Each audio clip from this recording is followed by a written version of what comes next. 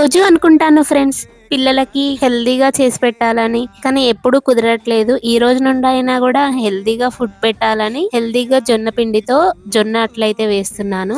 అందరికీ జొన్న రొట్టెలు చేయడం అయితే సరిగా రాదు కదా, ఎవరికో కొందరికైతే వస్తూ ఉంటుంది. అందులో నేను కూడా ఒకదాన్ని. నాకు కూడా పర్ఫెక్ట్ గా చేయడం రాదు. అందుకనే ఇలా జొన్న పిండితో అట్లయితే వేస్తున్నాను. కొంచెం హెల్దీగా ఉండడం కోసం అయితే, హెల్దీ ఫుడ్ అయితే తినాలని, ఇంకా హెల్దీ రెసిపీస్ చేద్దామని ఫిక్స్ అయ్యి ఇలా అయితే చేస్తున్నాను.